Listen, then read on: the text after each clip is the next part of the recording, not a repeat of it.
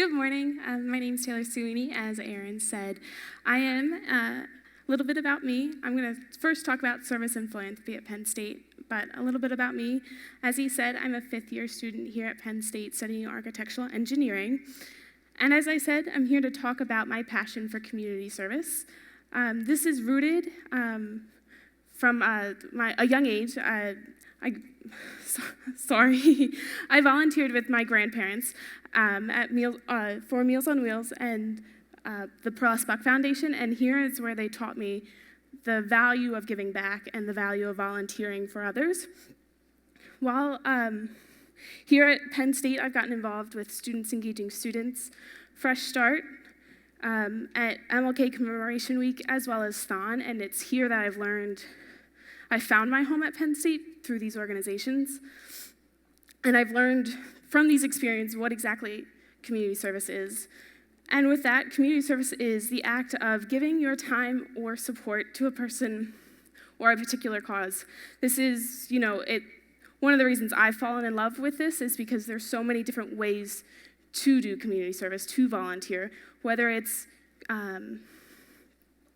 working in an urban farm or making a new parking lot for a philanthropy or mulching a new community flower bed. These are just a few of the ways that you can give back to your community by getting involved. And here at Penn State, there are a ton of different organizations. There's over 40 organizations, and here are just a few, from Students Engaging Students to Fresh Start to Girl Scouts to Lions Pantry to Habitat for Humanity to Penn State Athletes Take Action to Harmony to Rotaract Club. These are, like I said, these are just a few of the 40 organizations that you can get involved with. And if you were to ask a student here what a community service org is or have them name a few orgs, they may name some of these, but they also may name some of these organizations as well. From Thon to Pencils of Promise to United Way to Pink Zone to Operation Smile to Relay for Life, a lot of students think, unfortunately, that these are community service organizations, when they are not. They're philanthropic in nature, which is great. Like, philanthropy and community service coincide with one another, but they're completely different, and there's a misconception, not just here on campus, but in general, that they're the same thing. So philanthropy is the voluntary promotion of human welfare by making a monetary donation to an organization. So while community service is donating your time, philanthropy is donating your money. So this is, dropping some coins in the canning jar for students who are canning for Thon, or taking your extra change and putting it in the donation bin at the checkout counters, or dropping a few coins in the Salvation Army's Red Kettle campaign during the holiday season. So while they are the same and they serve the same purpose to give back and promote the welfare of humans, they are different in what they entail. And what people don't understand is that there's a partnership between the two.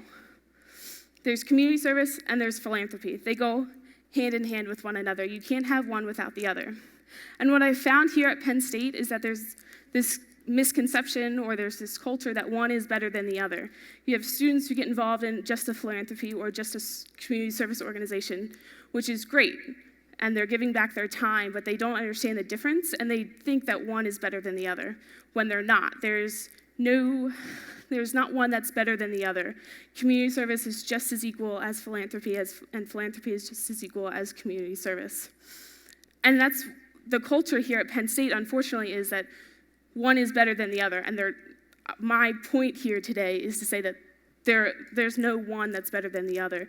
Just because a student is involved with, like Students Engaging Students, for example, does not make them any better than somebody who's involved in the dance marathon. And this partnership, like a great example of this partnership between the two is the Red Kettle campaign from the Salvation Army. You are ringing a bell you're walking downtown, you're at the corner room, and you have somebody in front of Moyer Jewelers ringing a bell, and you can see the red kettle there for the Salvation Army, and you drop your cents in to give back.